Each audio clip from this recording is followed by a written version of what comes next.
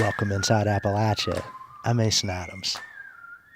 This week, a West Virginia baker draws on her Finnish heritage to make a different kind of cinnamon roll. I'm looking up recipes for cinnamon rolls, and it's all calling for yeast bread. And I thought, I don't know how to make yeast bread, but I know how to make nisu. I wonder if I can make that into a cinnamon roll. For nearly a century, some of Appalachia's best wood carvers have trained at a North Carolina folk school, and newcomers can still learn the craft. He was very generous with his praise on my first carving. I look at it now and it's pretty sad. It was a squirrel. I still have it. I laugh at it now. And a conversation with Kentucky poet Willie Carver Jr. I'm a big gay Appalachian, so I got a whole lifetime of feeling strong emotions. I'm not afraid of them. I'm comfortable letting them happen.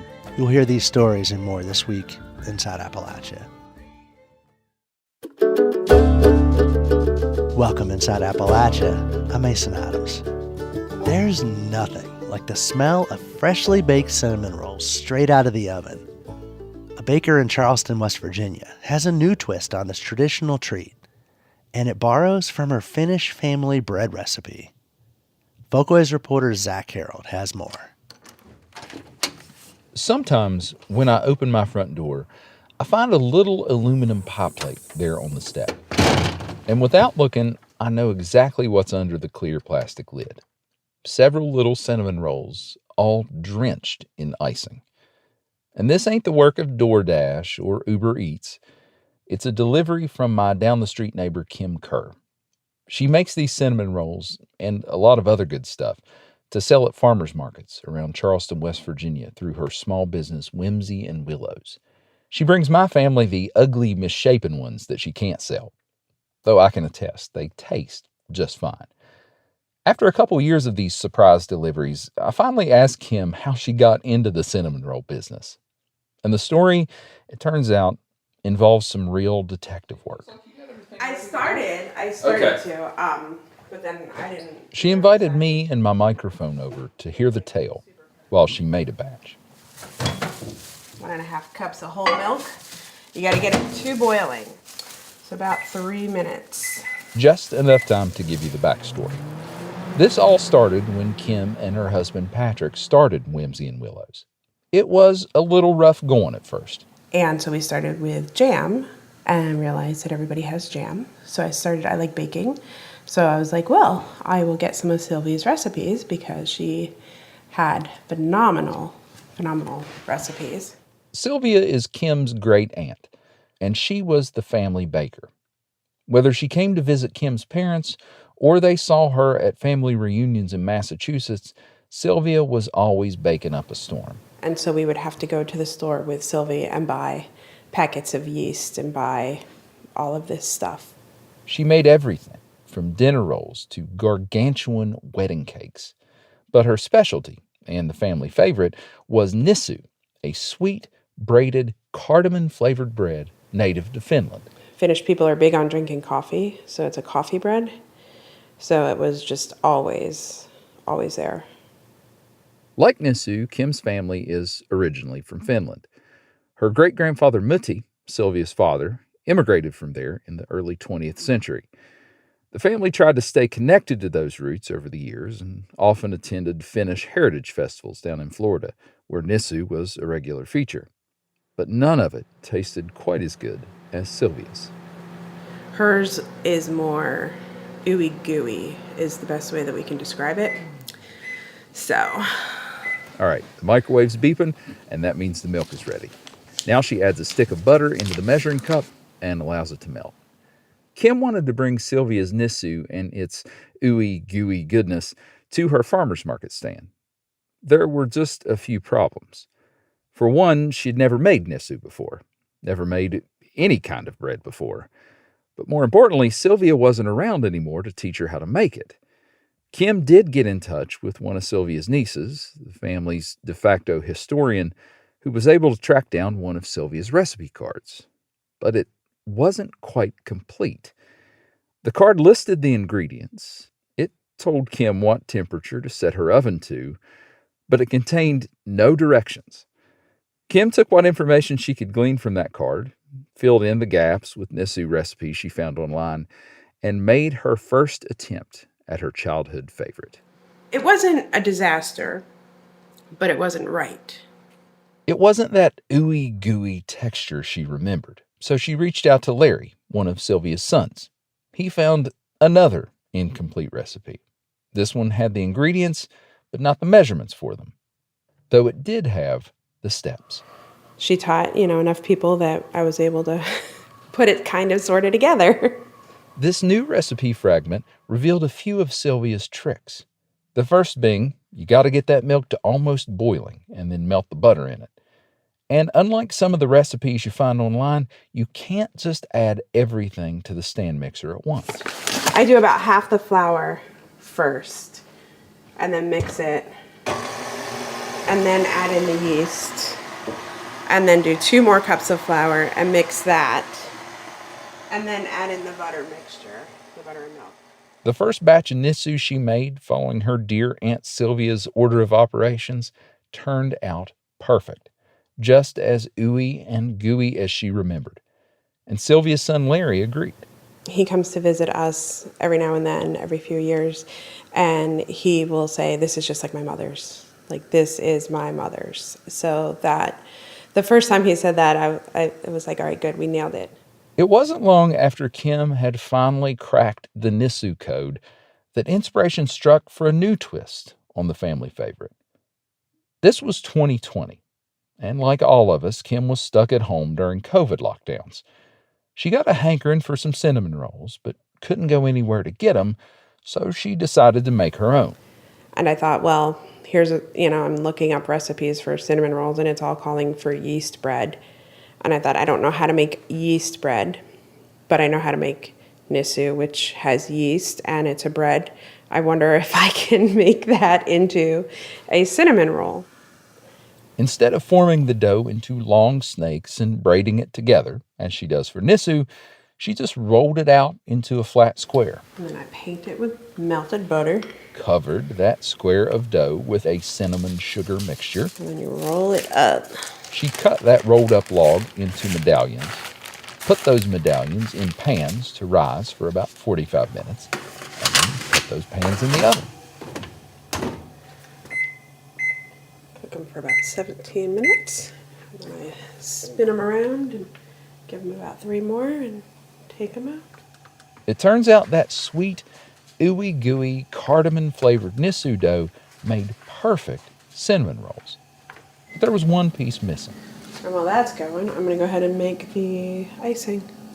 Kim originally thought about a cream cheese icing, but West Virginia cottage food laws forbid items that require refrigeration. So she went online and found a recipe for a shelf-stable alternative. It involves a whole bunch of sugar, a whole stick of melted butter, and 4 teaspoons of vanilla, but I kind of cheat and do more than 4. that gets whipped together in the stand mixer and finally drizzled generously over piping hot cinnamon rolls. Nobody has ever eaten a cinnamon roll and said that's too much icing. She knows this based on some peculiar behavior witnessed from her farmers market customers. We've seen otherwise prim and proper people who will lick the pan when they think nobody's looking, and it's nice to be like, oh, we saw that. It wasn't long before the cinnamon rolls, which Kim's husband Patrick cleverly dubbed Finnamon rolls, became her most popular item. I think my favorite compliment was the teenage boy who took a sample, and he was definitely a farm boy and had his boots and everything, and then turned around and came back and was like, these are the best cinnamon rolls I've ever had in my life, and bought some more. She's now taken steps to make sure this new family favorite isn't lost to time, as great Aunt Sylvia's recipe almost was. Her 13-year-old son Jackson has recently showed an interest in baking, so she plans to put him to work on the Finnamon roll assembly line. But if anyone else in the family wants to give it a try, they might run into an issue. I don't have like an actual recipe that I follow. I just mix it together and... Have we learned nothing? I need to write this down. Yeah, I should write it down. I will have to do that. Reporting from 3 Doors Down, I'm Zach Harold for Inside Appalachia.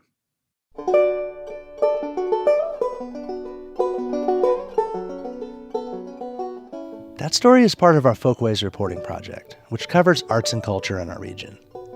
You can find more Folkways stories about food deserts and football rivalries, draft horses and pierogies. They're at our website, wvpublic.org. Hurricane Helene knocked out internet and news service for days in western North Carolina, making it hard for news to get out. In that void, conspiracy theories began swirling. They became part of the story of Helene. More than 100 people are dead from Helene, a number that's still expected to rise. Now, some of you have reached out to us about rumors specific to Chimney Rock. Now, some of the misinformation online says government officials are seizing people's property. There are also rumors bodies are, quote, everywhere in the town and not being recovered. Really, it hit a boiling point over the weekend when National Guard troops that were in western North Carolina encountered what the Washington Post described as armed militias that said they were out there hunting for FEMA. You know, everybody says, well, why didn't they evacuate? Why didn't they prepare? It's like telling people in Florida, prepare for a blizzard. It's easy to dismiss some of the wilder rumors as pure misinformation. But people in the region had reason to be skeptical of the government. It's a mistrust that's rooted in history. Blue Ridge Public Radio's Lily Knepp peeled back the layers and spoke with BPR News Director Laura Lee about what she found. So, Lily, let's talk about what we heard in these national reports. So in the days after Hurricane Helene, as someone who was on the ground here, living in Western North Carolina, and also reporting that this was somehow the people of the region should have just been paying more attention. They should have evacuated more. The focus on misinformation and militias and the tensions with FEMA, instead of trying to get resources to people who didn't have roads, who've lost their homes, was really just perpetuating these Appalachian stereotypes. And you talked with some Appalachian scholars about those stereotypes and how that was included in part of the coverage during and after the storm. What did you learn from them? Yeah, I talked with Meredith McCarroll, who studies Appalachian stereotypes. She wrote a book called Unwhite, Appalachia, Race, and Film in 2018, and talks about how the region has been othered as, a majority white population area that's very much unclaimed by the rest of the country and kind of discussed as a really backwards place with different ideals. And she saw these stereotypes being presented in this coverage after Helene. And, she's from Haywood County, which was hit by Helene, and her son actually ended up working with FEMA after the storm. He was taking a course and ended up serving on a FEMA strike team.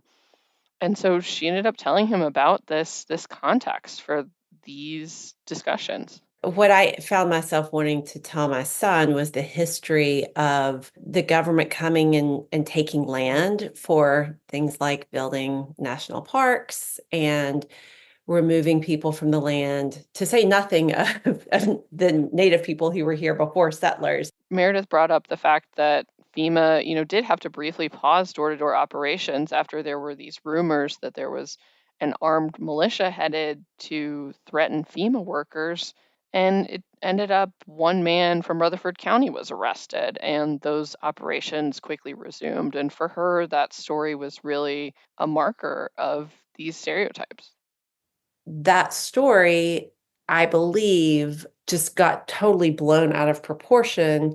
I think that very quickly FEMA was able to return, and thankfully nothing actually happened. And it was a very small, not representative group of people that were resistant to FEMA. And yet that story really took off, both because it's, a wild story that someone would be resistant to FEMA, but also I think it took off because it matches up with the stereotype of people from the mountains. And here at BPR, we reported on that story, other stories about militias and mistrust of the federal government coming into the region. But some of that mistrust, Lily, comes from a real history in the region. Tell us what you learned about that. That's right. I talked to Annette Sanook Clapsaddle. She's a member of the Eastern Band of Cherokee. She wrote award-winning novel Even As We Breathe. She talked a lot about, as a member of the Eastern Band, the federal government's role in that. During the Removal Act, the federal government killed at least 4,000 people on the Trail of Tears, and that was something that happened without the unanimous support in the government. I think that's something that folks forget sometimes. She explained that in 1832, the U.S. Supreme Court ruled that the states did not have the right to impose these regulations on Native American land. And despite that ruling, then President Andrew Jackson went forward with the removal anyway. Even though, one branch of federal government was opposed to removal, the other branch did not care and did it anyway, right? So this mistrust that even our systems in place of checks and balances have not historically always played out. And I think now in the climate that we're in, there's so much challenge to that rule of government now anyway. For Annette, that kind of challenge to the rule of government also takes place on her grandfather's side of the family. His home actually sits at the bottom of Fontana Lake. If you don't know about the history of far western North Carolina, the significance of building the Fontana Dam in the early 1940s in Swain County, really was seen as a sacrifice to the county. The Tennessee Valley Authority, talked about being able to bring energy and electricity to the region, but folks gave up their homes and they're no longer there. They were paid for that, but it's arguable about if that was fair.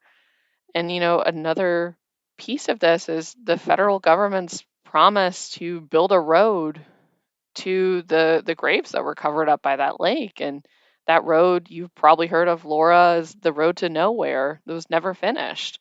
And that debt was just paid in 2018, very recently. The county had never been paid for that road. Annette says that really has an impact on the way that she thinks about her connection to Appalachia. Having on both sides of my family history, this removal of families from homes, of property taken, is something that is always going to be with me and always sits with me. So that was Annette Clapsaddle talking about how both sides of her family have seen land taken by the federal government, some of it paid for. How unique is that experience, Lily? Do we see this happening across the region? Yeah, if you look at the history in Western North Carolina, this isn't just about the dams that were created in the 1920s and 30s. The U.S. Justice Department talks about a flurry of land acquisition cases as part of the New Deal. And, I think one of the pieces we don't really like to talk about is that that's how the Great Smoky Mountains National Park was created. There used to be over 5,000 people who lived on the land that's now the park, and they, deeply resented being forced out. And I talked with Annette about that balance of loving the parks, but understanding that that used to be someone's home. Let's take a listen to that. I love living so close to trails and all these wonderful things. And then on the other hand, I'm sometimes on these trails and see these remnants of displaced families and think, wow, people gave up their lives for this. Lily, so that is a lot of the context around some of the issues that relate to FEMA and some of the ways issues in the area have become politicized. What are the takeaways for you from this reporting? When we're talking about perpetuating Appalachian stereotypes after Helene, so many of these reports even now are just talking about this culture of independence and mountain people don't want to take FEMA money. And it just goes so far beyond that I think that that's such an important thing to be talking about as folks are still trying to rebuild their lives.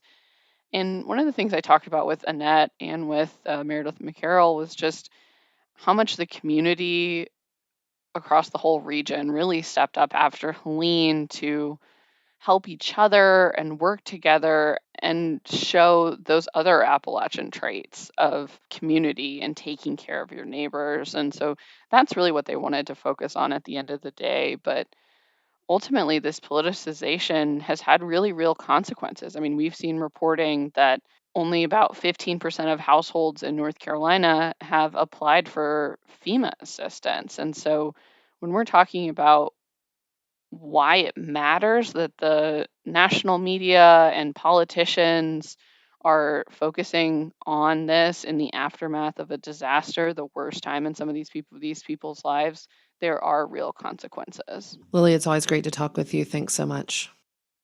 That was BPR News Director Laura Lee, speaking with BPR Senior Regional Reporter Lily Knapp. Coming up, how do Appalachia's best wood carvers get their start? We'll visit the Brasstown carvers at the John C. Campbell Folk School. You're Inside Appalachia. I'm Mason Adams.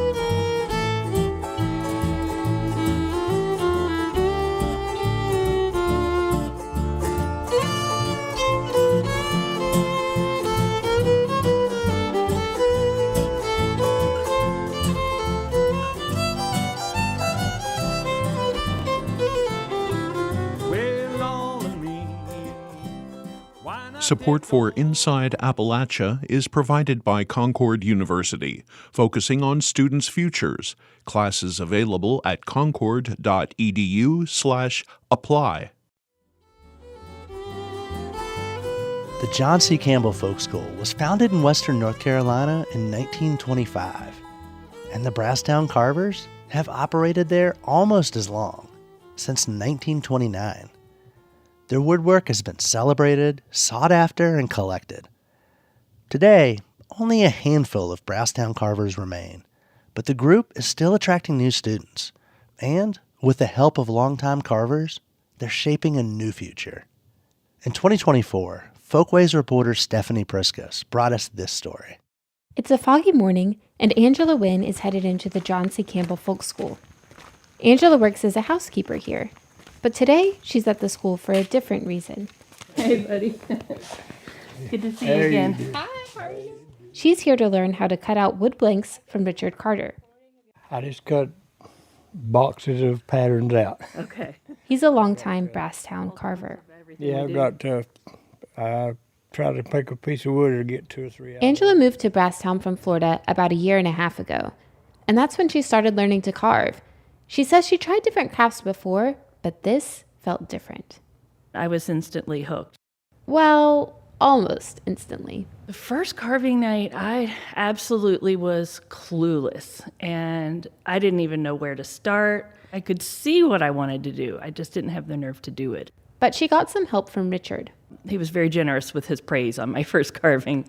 I look at it now, and it's pretty sad. It was a squirrel. I still have it. I laugh at it now. There's a long tradition of whittling and wood carving in Brasstown, but being an official Brasstown carver is a special honor. People want to know, how quick can I get to be a Brasstown carver, and it's not quick. Richard is 73. He grew up near the folk school and has been a Brasstown carver for almost 50 years. He says each aspiring carver has to complete a checklist of challenges to prove their skill and consistency. One of those challenges is carving least ones. These are tiny animal carvings that stand under 2 inches tall. Oh, working on a least one beaver. Angela and Richard are sitting side by side, carving tiny beavers out of basswood. That's probably making a real good sound there. Even the roughouts are cute. As they work, Richard shows Angela some tricks. Start by going off with the side, and hopefully these won't just pop out like some of the... Angela says she's learned a lot from carving, including patience. That's something I can relate to on a personal level. I used to work at the folk school, and I attended the Brasstown Carvers' weekly carving nights. I loved chatting with my neighbors while my hands were busy, but it was hard for me to see anything in the wood. I usually felt like I was getting nowhere. But Richard says Angela showed promise from her very first carving night. You could tell, like I say, we watch people in here and we can tell when they're going to be able to do real well, and she does real good. For me, the joy is just finding the animal in there and making it my own. And it's surprising. It's just like a little surprise every time. I know one of my great friends, he was here a month ago and he took a bird home with him and he brought it back last week and it was a little gnome. The Brasstown Carvers were started by Olive Dame Campbell in the mid-1920s, a few years after she co-founded the John C. Campbell Folk School. The carvers were encouraged to carve what they saw, typically animals, and they soon became famous for their realistic figures. Caroline Baxter is the folk school's craft shop manager. She says that the Brasstown Carvers program was part of Campbell's larger vision of an economic future for Appalachians that didn't require moving away from home. One of her goals was to provide economic development for the carvers, give them a way to make money in the seasons where their fields were not being worked and they kind of had downtime. The Brasstown Carvers sold their work in shops across the country. Travis Souther is the folk school's archivist, and he told me that in the 1930s, Brasstown carver fame even reached the White House. Some of those wood carvings were purchased by the President and Mrs. Roosevelt, and they were later given as gifts to a young lady who was living in England at the time. The young lady? Future Queen Elizabeth II. There's a story you hear in Brasstown about a family that was able to purchase a house during the Great Depression with the money they earned from carving alone. But Angela and Richard say there's not really a way you could do that today. It's only side money now. I would love to be able to carve full-time, but I'm not to that point. These days, Angela is more than just a student of Richard's. At age 53, she's the newest official member of the Brasstown Carvers. Many of the carvers are in their 70s and 80s, so in a way, she represents a new generation of Brasstown carver. And Richard and Angela recently received a Folklife Apprenticeship Grant from the North Carolina Arts Council to support her continuing training.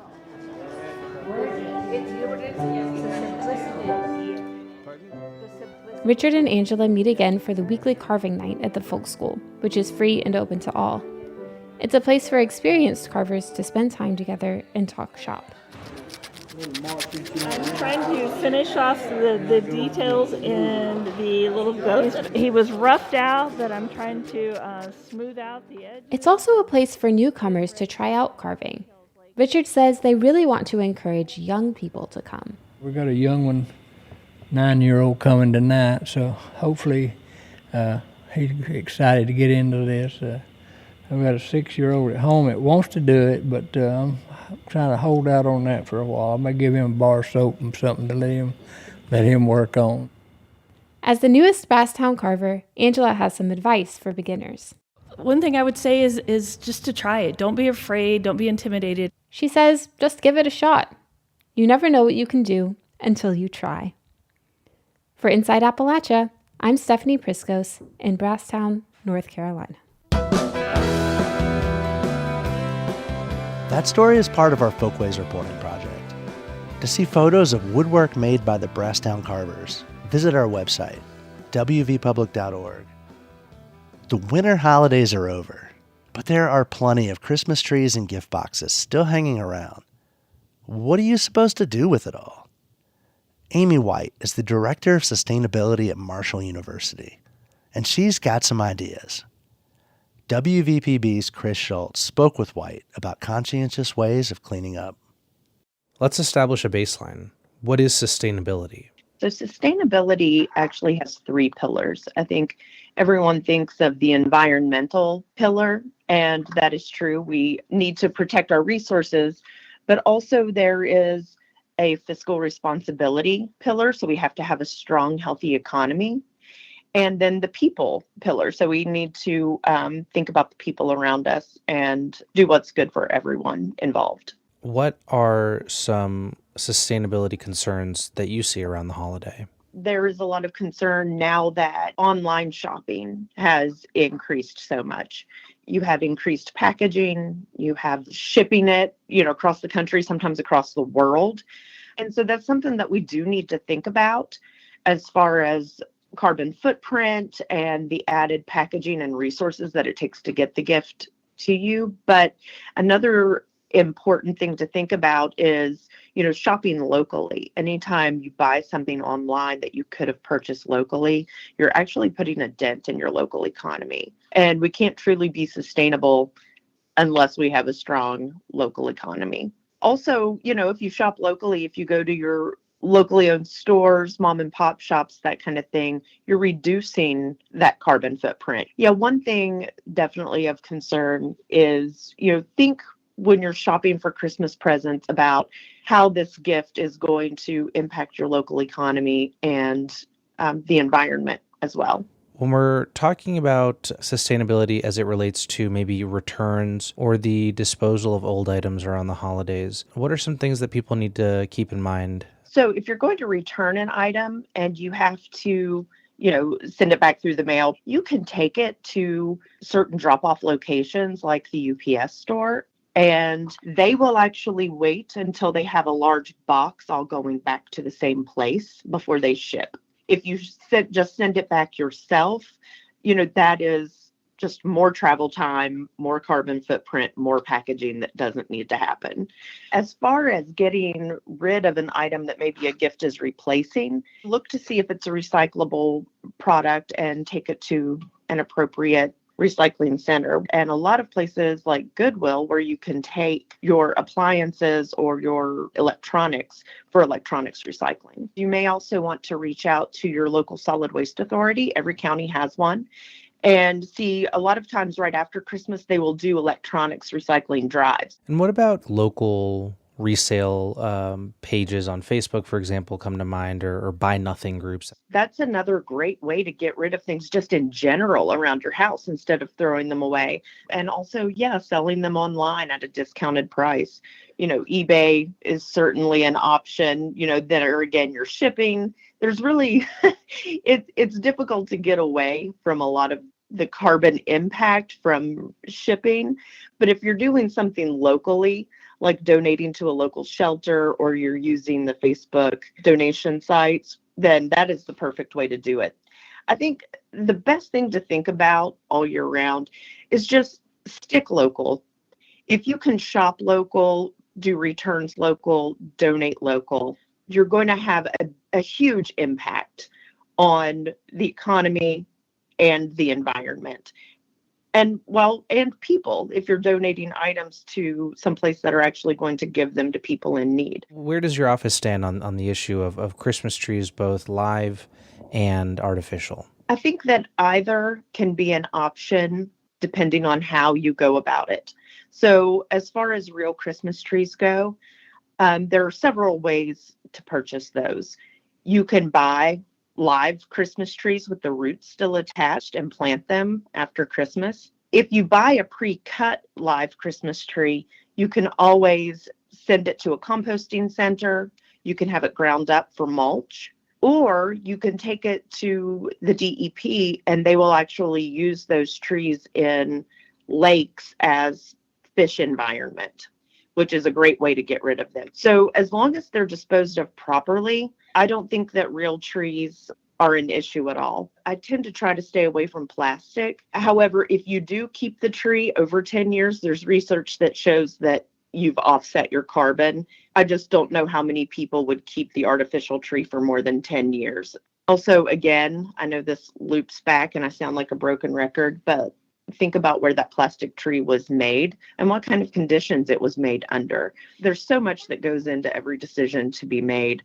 Is there anything that I haven't given you a chance to discuss with me? Christmas lights. Switching your current Christmas lights to LED lights. LED lights use 80% less energy. Also, on your outside lights, you can buy outdoor lights that come with small solar panels so that you're not using any energy from an outlet. Those are both great alternatives to traditional Christmas lights that can be pretty hard hitting when it comes to energy consumption. Willie Carver Jr. taught English and French for 10 years at Montgomery County High School in Mount Sterling, Kentucky. In 2021, he was named Kentucky's Teacher of the Year. Carver is openly gay and says he and LGBTQ students faced homophobia and harassment. So he resigned. Carver went to work at the University of Kentucky. In 2023, he released Gay Poems for Red States. The book attracted a lot of praise and helped turn him into a much-followed, outspoken voice on social media. Last spring, producer Bill Lynch spoke with Carver about the book. Gay Poems for Red States. It's a catchy title, but I would say right now the climate for LGBTQ people in Appalachia is difficult, especially if you're trans. So it kind of feels like, were you maybe kind of poking the bear a little bit with it? I don't want to just poke the bear. I want to rip the blanket off of it and knock the door off of its hibernation den and force it to see what it's doing. A lot of what happens, and I say this as someone who is queer and Appalachian, is we want to create easy national categories for people who can't be put into those things. And so I am just as much Appalachian as I am queer. And to choose my queerness as a general rule in the United States is what? To move to a coastal city and then look down on the ignorant red state people. And I think to choose my Appalachianness sometimes would be to see those highfalutin city folks as uninterested in my life. And this title was my way of saying I reject both of those. I'm going to be exactly what I am. And I want you to recognize me doing it. I want both stereotypes to see me doing it and question their role and why I'm having to poke two bears, really. You've lived outside of Appalachia. What was that like to kind of be an Appalachian away and looking back in? So the funny thing is, the first place I moved to outside of Eastern Kentucky was France. I lived in Picardy, it's in the far north. There used to be a lot of coal mines; those have shut down. So now there's a lot of poverty, regional accents, and traditional know-how that people sort of share with each other to get by. I was so at home. I was like, I might as well be in Appalachia. And then I moved to the Deep South, and I learned that Appalachia is not the South. I mean, it is some version of it, some whatever metaphor people want to use to describe that relationship.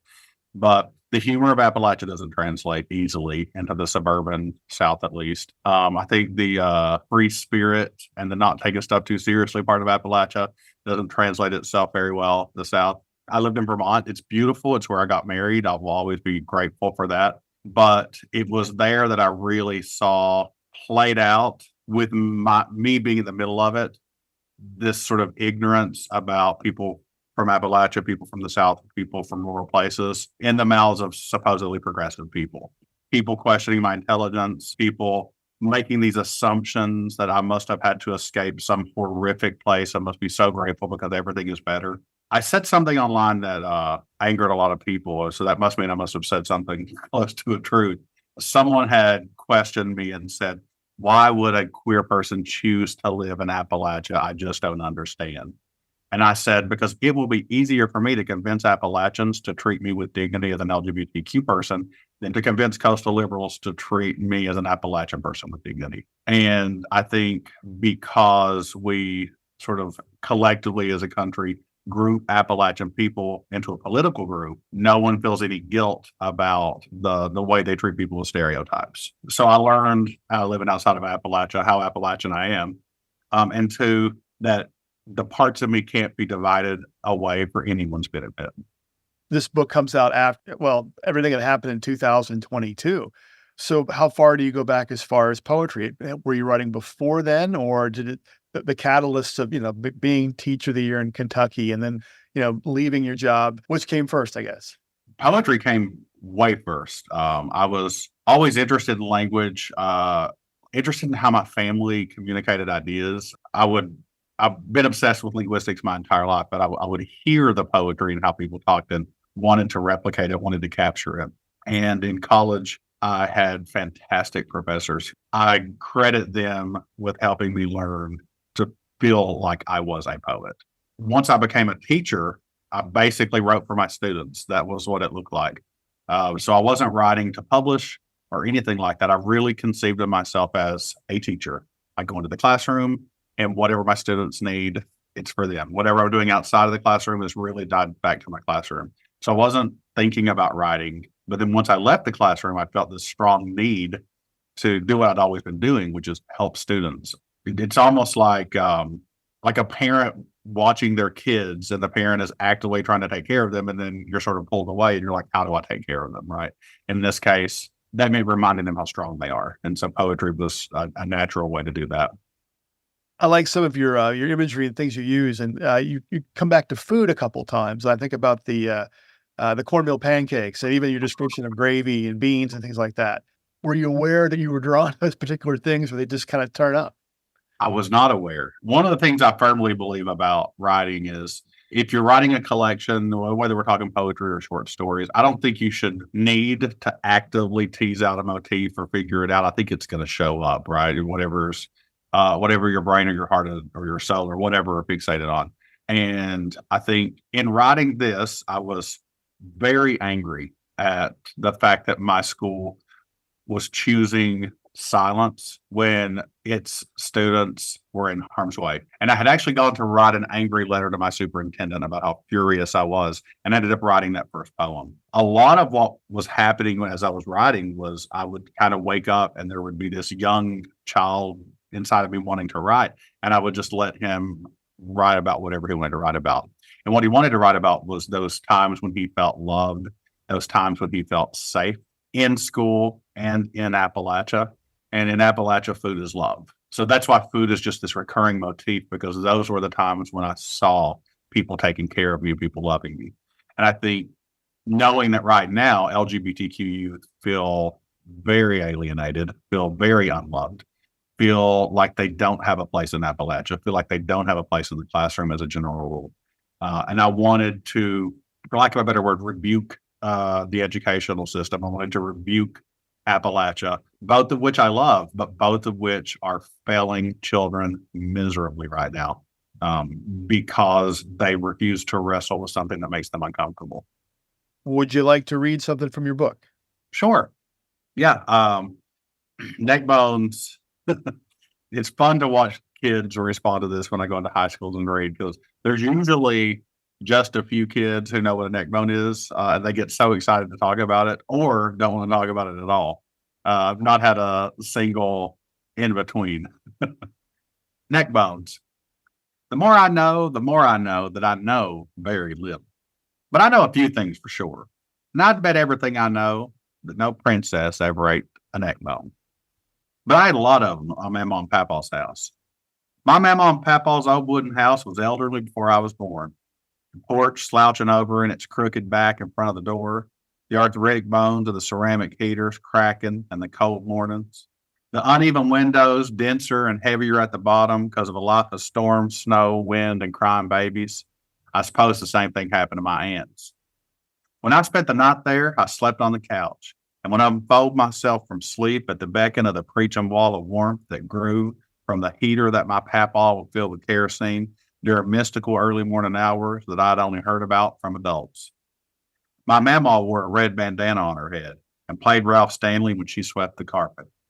With each powerful shove of the broom, dust would swirl on the kerosene warm front, dancing in the morning sun that squeezed in through the old windows, and Mama would pick me up, still wrapped in my couch blankets, and deliver me to the kitchen table because she said the floor was too cold for my feet. Morning or evening, biscuit or beans, everything she made was covered in gravy or sauce, because both surround everything until it becomes part of something bigger. Love is enveloping, and everyone knows that in the mountains, homemade gravy is loved. Neck bones exist deep in that old knowledge. She always served them in an ancient sage-colored glass bowl that faded up towards the lip like it was just too worn out for color.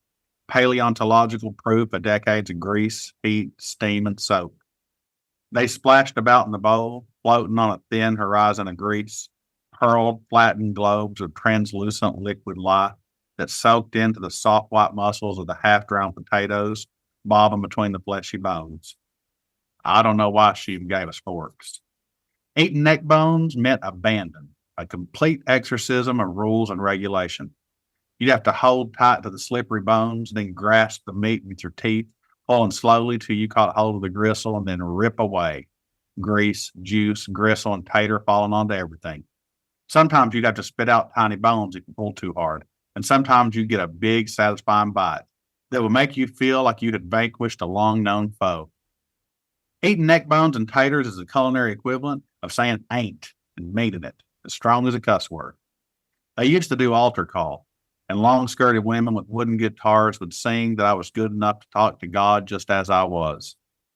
Covered in grease and bones and potatoes, prepared by someone who carried me to the table, necessarily meant that I was loved exactly as I was, and would need nothing more than hunger to take this communion.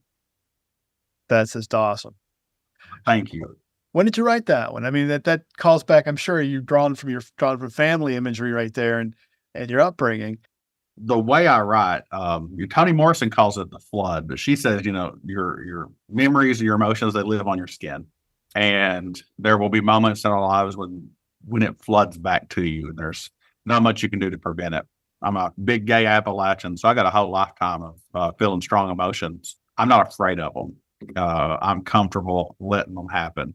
So what I do when I write is whatever that feeling is, I just kind of let it be, and I wait for it to start articulating itself, and then I follow that. And I think a lot of times people are afraid to write about what they might call sentimentality. It's a complicated idea because you don't want the truth of what you're talking about to be hidden behind something that's so emotional that people are going to feel some kind of way about it no matter what happens. And I think if you center what you're talking about in your skin, if you center it in the emotions of what you're remembering, then it's going to come out in strange ways. And so, remembering what it felt like to be loved, for example, meant I had to write about neck bones. That was how it expressed itself. It meant I was writing about cornmeal and water pancakes because that was how love expressed itself. It meant tiny moments of my mom pushing back against whatever ideology, whether we're talking about Mickey Mouse toys or whether we're talking about preachers telling us we're all going to burn in hell. Her small acts of defiance. Those were things that stood out in my mind as moments of being loved. What's your life been like since you left Montgomery County High School? Really, really good. It was one of the hardest decisions I've ever made. The truth is, my presence, because of the way that people responded to me, which is not me, Willie Carver, it's me, a person who dares be gay and not be ashamed of that, meant that they were attacking not just me, but my students. There were people doxing my former students, and those students were getting death threats because they were LGBTQ. So I had to leave because my presence made them unsafe. And what I've learned is I now am a teacher in a classroom with no walls. I've been freed to talk about what I saw in the classroom and how we are harming these students or failing to save them in so many capacities. And that means writing a book. That means working at the Kentucky Youth Law Project to provide free legal help to students who need support from some outside source. That means testifying before Congress about the needs of Black, brown, and LGBTQ students and the ways that we're failing them. That means getting to meet the president and talking to him about a specific student who needed his help and watching him actually respond to help that student. It's funny. I used to say back when I was tired of whatever was being implemented in the classroom that would require a bunch of outside documentation or work or unnecessary thing for the teacher to do. I used to say, if ever I won the lottery, I would just go to a library and teach all day. But it would be just teaching. There wouldn't be interruptions, and there wouldn't be ball games, and there wouldn't be having to fill out this and that form or whatever. That was always my dream. I just want to teach. And now that I'm out of the classroom, I find like that's what I'm finally getting to do. And I'm getting to actually teach. So I'm grateful. And I've met a lot of beautiful Appalachians, and I'm seeing just how good people are. And I think that's important when you've been seeing the ugly for a long time. Do you ever miss being a high school teacher, being like in a desk in front of kids? Absolutely. I know that I had a very lucky childhood. Even if there were moments of insecurity and poverty, I was loved by the people around me and supported by the people around me. And compared to other gay people or trans people my age, I'm in the top 1% because the vast majority of people I know were thrown away by their families. And so I feel this compulsion because of that to give back into health. And there is no easier way as a human being that you can know that you are contributing positively to the world than to tell a young person that their life has worth and that their life has value and that they deserve to realize their dreams, that they deserve to have whatever it is that they want in life, and that they're capable. I miss that aspect a great deal, and nothing's going to replace that. There is no way that you can impact a person's life in the way that teachers can. But I'm finding other ways to teach and to help, and I'm appreciative of that too. Willie Carver, thank you so much. Thank you so much, Bill. Gay Poems for Red States is available from the University Press of Kentucky.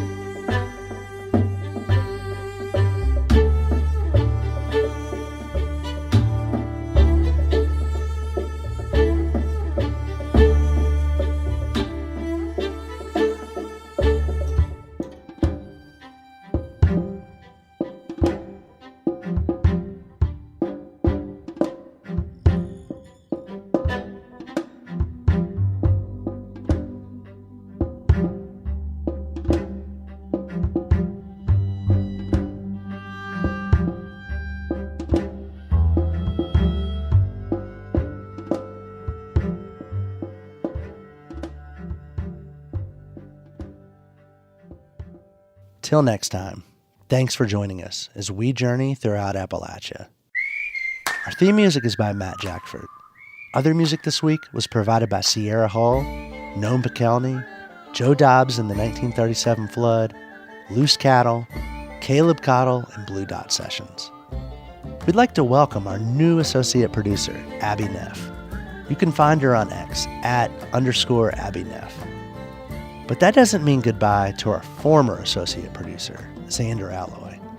Xander is now Director of Programming at West Virginia Public Broadcasting. Congratulations, Xander, and thanks for being part of the show. And welcome, Abby. Bill Lynch is our producer. Our executive producer is Eric Douglas. Kelly Libby is our editor. Our audio mixer is Patrick Stevens. We had help this week from Folkways editors Nicole Musgrave and Chris Julin. You can find us on Instagram @InAppalachia. You can also send us an email to insideappalachia@wvpublic.org. Visit wvpublic.org/InsideAppalachia to subscribe or stream all of our stories. Or look for Inside Appalachia on your favorite podcast app. Inside Appalachia is a production of West Virginia Public Broadcasting. Support for Inside Appalachia is provided by Concord University, educating the people of our region and beyond for more than 150 years. More information at concord.edu.